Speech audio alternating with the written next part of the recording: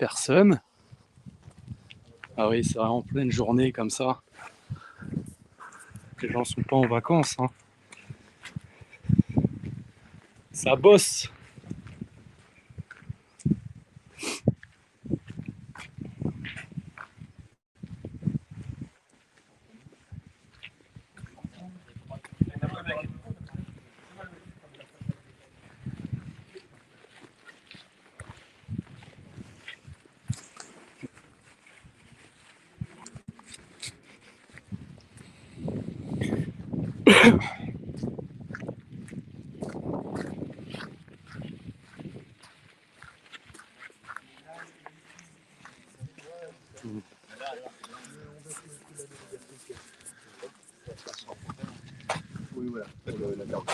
Pour échanger un petit peu. Oui, c'est un échange, une discussion.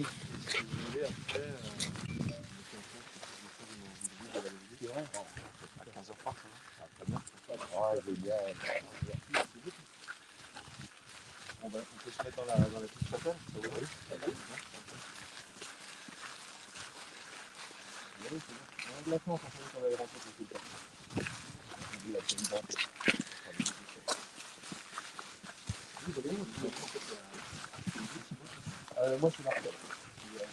Mais oui, c'est un de nos camarades.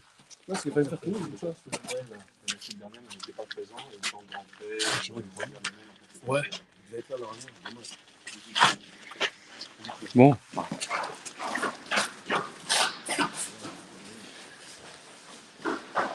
Tu vois, Martial, tu vois, finalement, le mail de Thibaut était bien arrivé au Dieu 16. Ça a été fait. Bon, c'est très bien.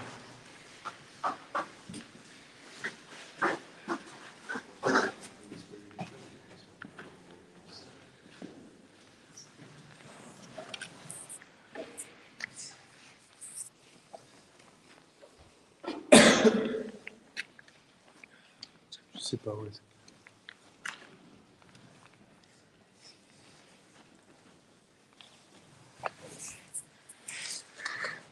J'ai l'excuse.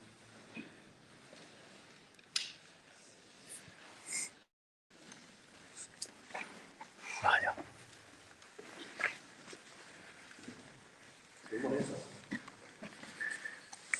Donc, pour vous présenter un peu notre assemblage,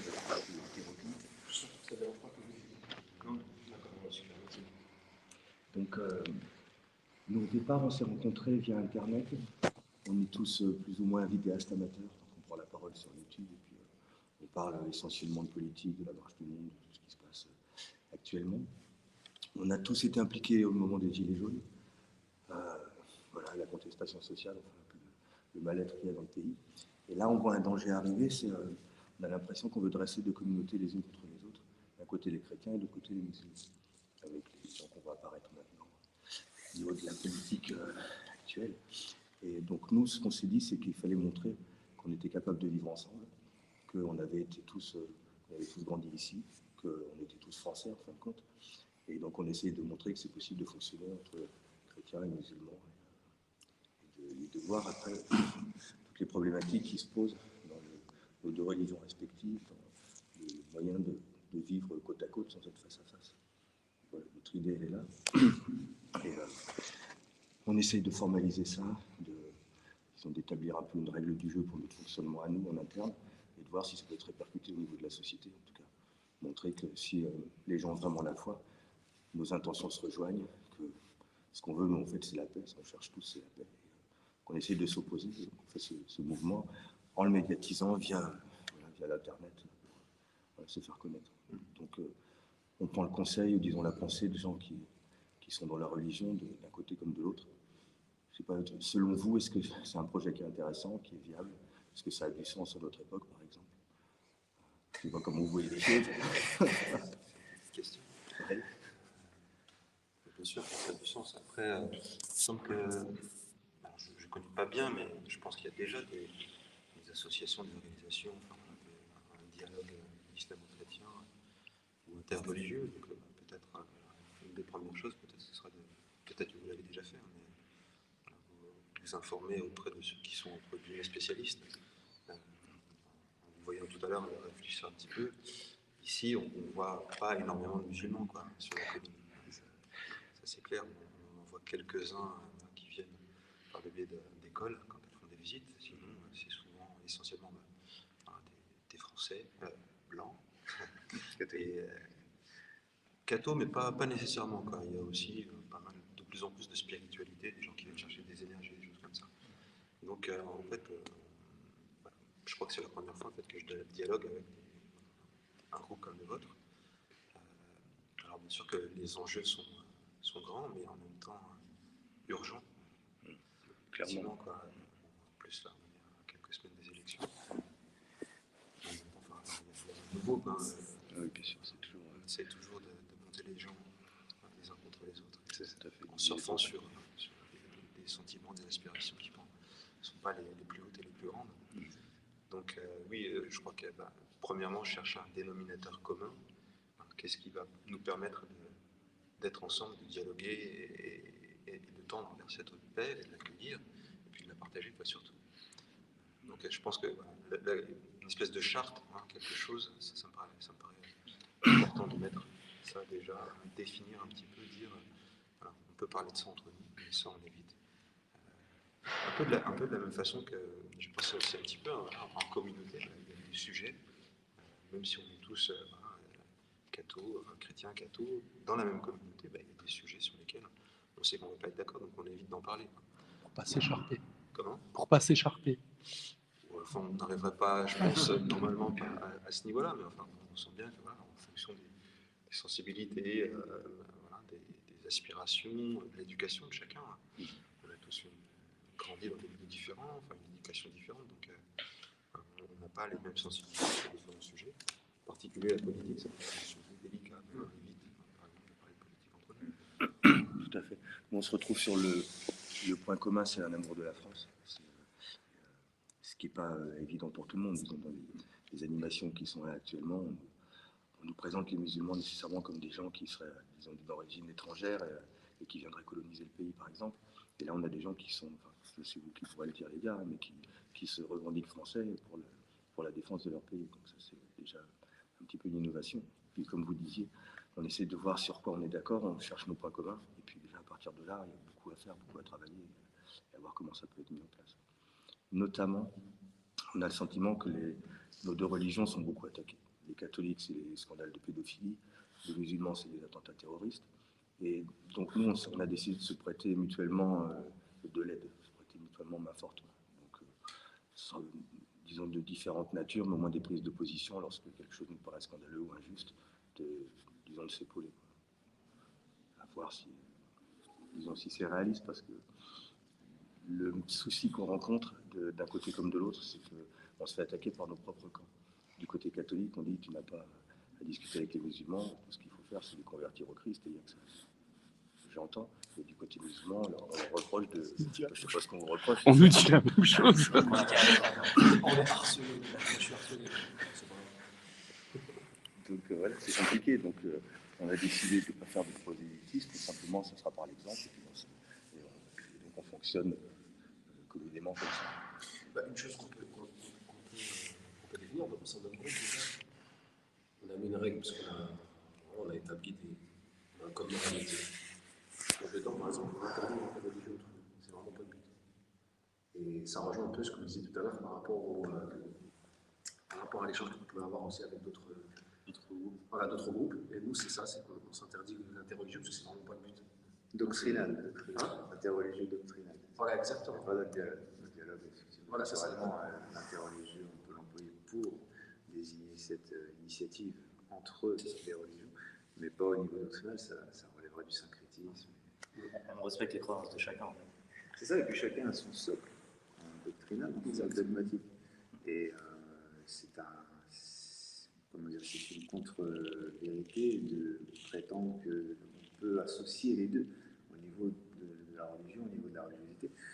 Moi, j'entre dans une église comme un chrétien entre dans une mosquée, ce n'est pas dans une volonté de recueillement spirituel, même s'il y a une part justement de spiritualité, le fait d'entrer dans ces demeures-là, qui sont des lieux de calme, des lieux de recueillement pour les chrétiens, Mais en tant que tel, le musulman restera en retrait, comme le chrétien restera en retrait dans la mosquée. Donc c'est là où on ne peut pas... ou alors, sinon, on est dans cette volonté de noachiste d'amener une religion unique et globale.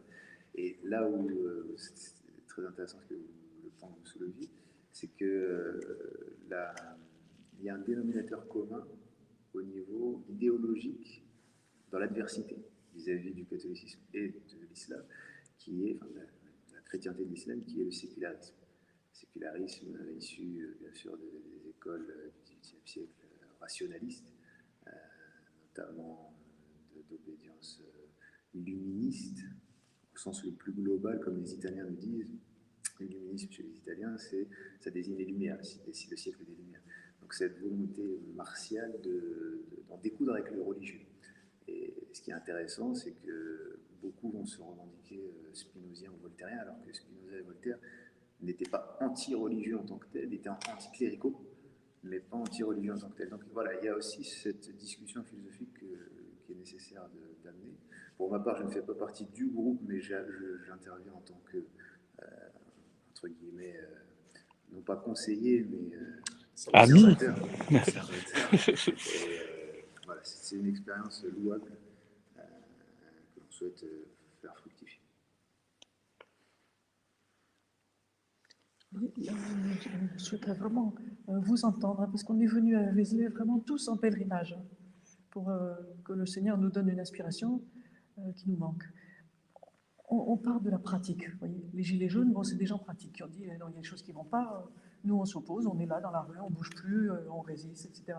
Donc on veut rester dans la pratique commune, vous voyez. Alors, il y a des trucs qui nous révulsent tous, tout ce qui est la marchandisation du corps humain, de la filiation, de l'enfantement, tout ça. On est absolument d'accord, on n'a pas besoin de théoriser. Donc on cherche des moyens d'action pratique qui nous permettent de rester très solidaires et d'avoir un impact sur la société. Ce qui pose la question des relations entre politique et religion. On voudrait vraiment que vous nous aidiez à réfléchir dans ce domaine. Je ne sais pas si vous adressez à la bonne personne. J'ai l'impression que moi, je suis moine, donc c'est un fameux type, hein, et le moine, par nature, par essence, C'est assez. puis, en disant qu'il y a une certaine distance par rapport au monde. Alors, on est une famille, les fraternités Jérusalem, un peu une nouvelle communauté, en fondée en 1975, donc on est de la tradition monastique. On n'a pas de clôture, comme vous avez vu, et donc on essaie de vivre la vie monastique, mais disons avec d'autres traditions, d'autres règles. Mais voilà, il n'en demeure pas moins que par rapport au monde, par rapport à toute cette problématique, par rapport à la politique, on a quand même un certain retrait, une certaine distance, en se disant que la prière et puis la conversion personnelle a un impact sur les gens que je vais côtoyer, sur les gens que je vais rencontrer, à ma petite échelle. On n'a pas de prétention de convertir, aussi parce que j'espère que on a appris aussi toutes les tragédies de l'histoire, aussi bien d'un côté que du côté. Enfin, donc ne pas aller chercher et revendiquer quelque chose et vouloir revendiquer quelque chose à l'autre, mais déjà vivre personnellement cette conversion qui est à la base en fait de notre appel, et pour accueillir de plus en plus, c'est toujours mieux, mais cette paix de Dieu, quoi. Donc j'aurais pas de conseils. Vous pensez quand même que le religieux a son mot à dire dans la politique, parce que tout de même, bon, vous êtes un peu en autarcie, entre guillemets, ici, mais nous qui vivons, on va dire, dans la société, on est confrontés au réel, et en tant que religieux, on est impacté par ce qui s'y passe, quelle que soit notre confession, et c'est pour ça que je pense que Maria demande si, à un moment donné, le religieux peut jouer un rôle, ou en tout cas se doit de jouer un rôle important pour, comment dire, justement mettre fin à cette sécularisation, justement, parce que c'est pas compatible avec nos valeurs, avec nos principes, avec nos croyances. On vit un peu comme des schizophrènes, entre guillemets. C'est ça un peu notre impression. Donc Donc, est-ce que pour vous, ça paraît comme important que le religieux ait un impact dans la politique et dans la vie en société de manière générale? Alors nous, en principe, on est dans les villes. C'est justement une des intuitions de nos fondateurs, c'est moine au cœur des villes. Donc, on a été fondé à Paris, à Saint-Gervais, dans le 4e, donc au cœur de Paris. Et on va dire que l'intuition, c'est vraiment qu'il n'y ait pas cette clôture, cette séparation avec le monde, et d'être avec. Enfin, moi, je suis rentré, je travaillais à la mairie de Paris et j'ai continué à travailler tout en étant entré dans les fraternités. Donc il y a ce lien quand même, malgré tout. Et encore une fois, c'est à mon petit niveau, par ma propre conversion que je pouvais avoir ou pas. Après, ça ne dépend pas de moi, mais quelque chose à dire, à être signe pour ce monde. Encore une fois, voilà, je suis moine. Après, il y a des chrétiens qui s'engagent et je pense que c'est important qu'il y ait effectivement un engagement au niveau de la politique, en sachant que c'est un petit peu plus que difficile aujourd'hui de s'afficher en tant que croyant, tout simplement. C'est le terme que nous aimons. Nous avons baptisé notre collectif Alliance des croyants pour la sauvegarde de la France. C'est l'idée de croyant. C'est la foi. On a la foi et puis c'est tout. C'est un don de Dieu, on l'a ou on l'a pas à certaines époques de sa vie. Nous, on l'a et on voudrait qu'elle fructifie. Après, je pense que c'est la difficulté, c'est que chacun, sur la terminologie défendre, sauver la France, il y a quelque chose de, enfin, je trouve que c'est un peu pernicieux, quoi, c'est un peu Apocalyptique. Oui, un peu dangereux parce que voilà, le camp opposé veut aussi défendre la France, certaines valeurs. C'est les enfants de la République, par exemple. Oui, Qui mais définissent comme tel. je trouve que sur ce terrain-là, je trouve que c'est un peu délicat. Peut-être qu'il faut descendre un peu plus profond ou un peu plus haut. Enfin, l'humanité, qu'est-ce que je veux vraiment comme C'est là où intervient la métapolitique, justement. La métapolitique qui est entre les deux, entre le politique et le spirituel, dans le métaphysique, au-delà de la politique, où on influence naturellement, en réalité, avec ce retrait-là, justement, naturel, ce retrait, ce hazl, comme il est dit en arabe. Et puis le cheminement, c'est la chose que, justement, les religieux, non pas les clercs, mais les personnes qui s'attachent à la religion et les personnes de foi ont malheureusement délaissé. C'est ce qui est justement intéressant dans la voie monastique, c'est qu'il y a cet ancrage dans la méditation, cet ancrage dans le cheminement. Et en islam, nous avons plusieurs étapes, par exemple. Il y a le zuhd, qui est le retrait, le fana, qui est l'abandon, l'anéantissement de la volonté de soi, l'extinction de la volonté de soi. Le bara, qui est la contemplation. On retrouve exactement les mêmes notions dans le texte biblique. C'est ça qui manque aujourd'hui. Et on peut le voir justement que sur le terrain de la métapolitique, les personnes qui s'inscrivent dans cette idée de cheminement sont beaucoup plus efficaces en réalité. C'est-à-dire que l'idée effectivement de défendre en tant que tel, dit comme ça, c'est que c'est assez militant. Il y a une racine à ça, il y a des racines profondes à ça. Et justement, c'est au niveau des racines profondes qu'il faut rechercher. On a déjà vu des politiciens se présenter en tant que chrétiens ou musulmans, ou juifs ou autres. Mais malheureusement, face à l'écrasante hégémonie du siècle, c'est pour ça qu'on se retire de la vie du siècle quand on chemine, effectivement, ça cause des désagréments. Mais le fait est que oui, la métapolitique influe, se déverse sur la politique. On prend des auteurs comme Joseph de Maistre, Gramsci, etc., qui ont appuyé sur cela. Et il y a une discipline qui nous marque tous lorsque l'on progresse et que l'on avance sur le terrain des sciences religieuses, qui est la scolastique, qui est assez intéressante.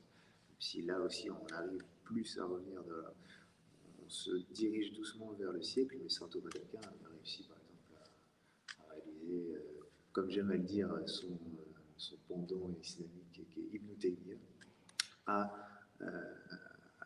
canaliser les idées et à les organiser et à en faire justement cette union spirituelle et matérielle.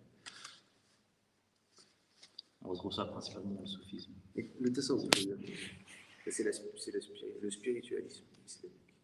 On peut l'appeler de manière diverse, mais effectivement, c'est ça. Qui étaient à la fois des combattants, le ribat qui les abritait dans leur lieu de culte, leur lieu de spiritualité, en même temps, et l'endroit où ils s'entraînaient. Mais c'est très, très semblable au monastère, justement. C'est vraiment le lieu fortifié du recueil, de la méditation. Et puis, le cas échéant, du combat, puisque les moines guerriers. Djihad intérieur, djihad extérieur. Exactement. Donc c'est pour ça cette complétude de la religion et de la méditation amène à ce qu'il y ait une influence sur la politique. C'est-à-dire que politicienne, non, et ce n'est même pas des... Non, c'est pas notre objectif non plus. C'est pas notre objectif non plus. On est dans quelque chose de plus au long cours, quoi. C'est ça. C'est là où justement on s'intéresse à cet aspect de l'au-delà de la matière, de l'au-delà de la simplicité, puisque il parlait justement de s'inscrire de rester près des cités, d'être vous-même au sein des cités des villes. Alors moi j'ai une question, c'est est-ce que vous pensez qu'un groupe comme le nôtre peut être soutenu pas par vous directement, mais par l'Église, par exemple par l'Église, qu'on ait par exemple des relais en termes de communication, en termes de... Voilà, c'est-à-dire en termes de soutien, sous beaucoup d'aspects, notamment voilà, cet appel qu'on est en train de faire à une alliance de croyants pour éviter ce à quoi le candidat Zemmour veut nous amener, la guerre civile, ce candidat qui raconte beaucoup de bêtises sur les chrétiens, je précise. Et encore une fois, je pense qu'il existe des groupes qui ont déjà une grosse expérience de ce dialogue, qui eux sont plus à même de vous conseiller, c'est pas de la mauvaise volonté. Ouais. Non, vous avez comme une réserve par rapport à tout ça, par votre implication monastique. Non seulement une réserve, et puis aussi aucune expérience. Or, il y a déjà des groupes chrétiens, musulmans qui ont déjà une expérience, qui ont déjà vécu, et qui auront... En fait, l'originalité qu'on a, c'est que c'est pas seulement du discours interreligieux pour partager nos coutumes et à s'entreconnaître, c'est qu'en fait, on est au pied du mur, on a un adversaire qui est terrible, qui est menaçant même maintenant, et on se regarde les uns les autres, entre coreligionnaires, mais parfois en dehors même de nos communautés respectives, et on va voir nos voisins et on se dit, mais là c'est très grave ce qui est en train de nous arriver, qu'est-ce qu'on fait et est-ce qu'on a quelque chose à faire ensemble? Et en fait, c'est plus seulement une question de dialoguer pour, vous voyez, comment dire, s'entreconnaître, et un côté un petit peu le couscous, le couscous de l'amitié. Là, on est dans autre chose, quoi. Enfin, on est Sans action. Dialogue, on va dire. Mais en fait,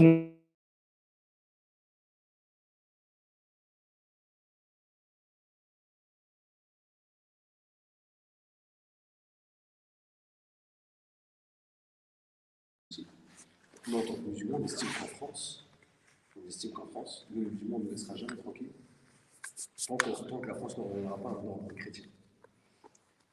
Parce que l'ordre américain aujourd'hui, il reste très bon, là je parle en tant que musulman, mais c'est l'ensemble de la société qui est pris dans ces pétaux.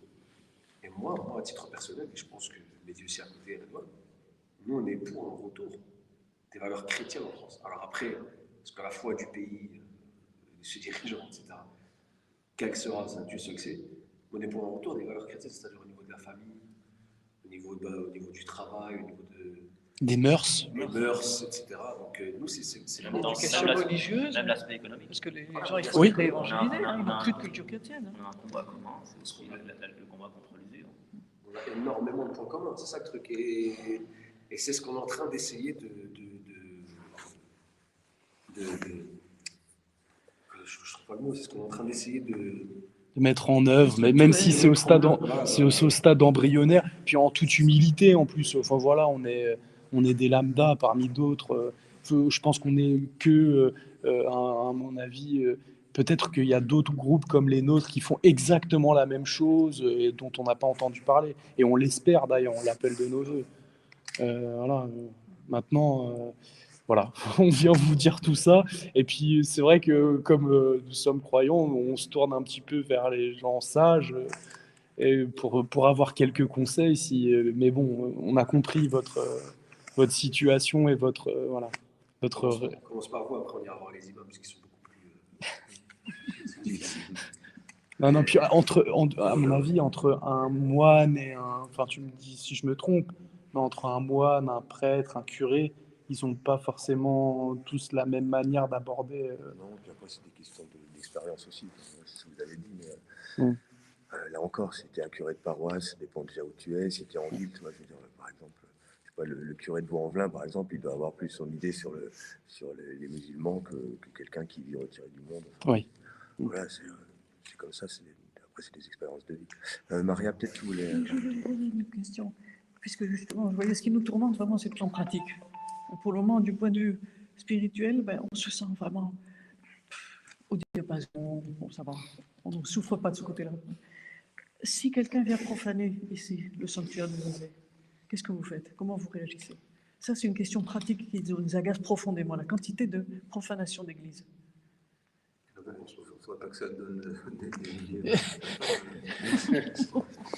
Non. préserver, et voilà, ça en exclut, quoi. Donc moi je ne veux même pas y penser en fait. Celle-ci ou une autre, Maria? Celle-ci ou une autre, puisqu'on est dans un lieu sacré, les profanateurs, ils cherchent à faire mal. Hein.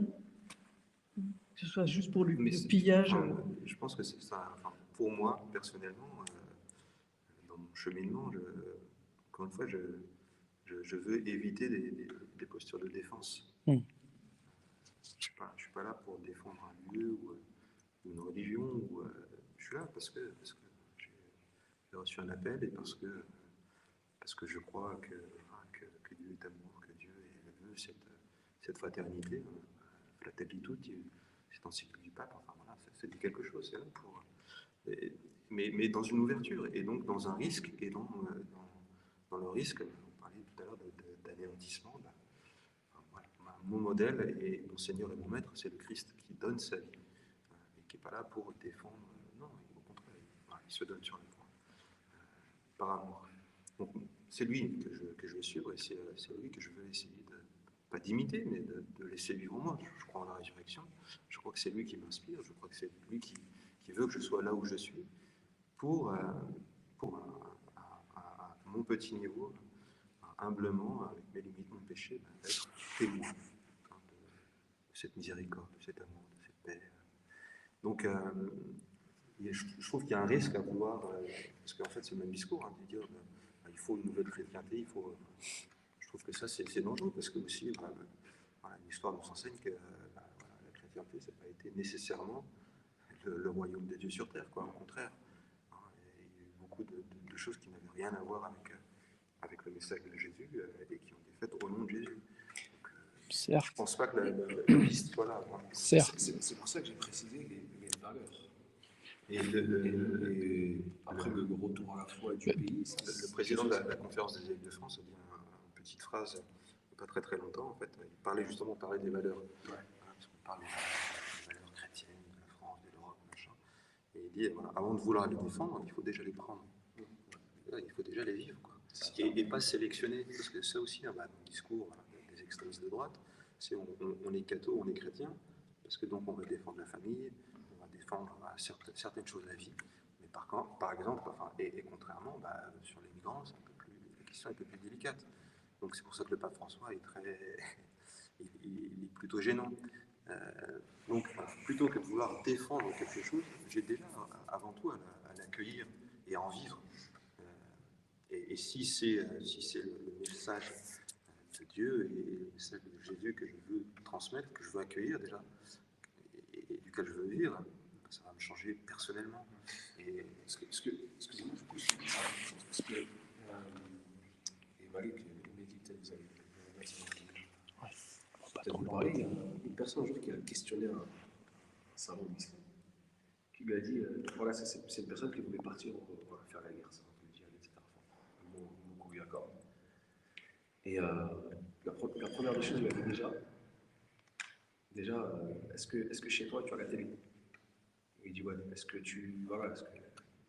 il a posé plein de questions par rapport à son mode de vie. Il a dit, écoute, sache que tu n'es pas prêt, fais déjà ça, travaille déjà avec toi-même, et après tu pourras aller combattre le lendemain. Donc ça rejoint un peu ce que vous dites. Ouais. Un principe de cohérence. C'est ça. À un moment donné, tu sors le principe que tu prétends prôner. Je pense que c'est ça. Ouais, après, oui, c'est vrai, il y a même dans l'islam des personnes qui ont tué au nom aussi de Dieu, d'Allah, etc. Ça existe. Mais voilà, les hommes restent les hommes. Et le plus important, c'est.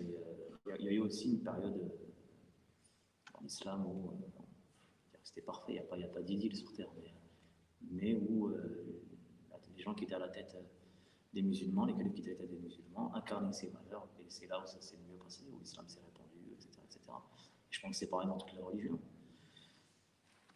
Ça rejoint ce que vous dites, en fait. Et tout le monde ne fait pas nécessairement ce travail, et le monde dans lequel on vit, la société dans laquelle on vit aujourd'hui, justement, elle nous empêche. Moi, je trouve qu'on perd beaucoup d'énergie et le temps, justement, à essayer de ne pas tomber dans le péché, d'éviter les tentations, etc.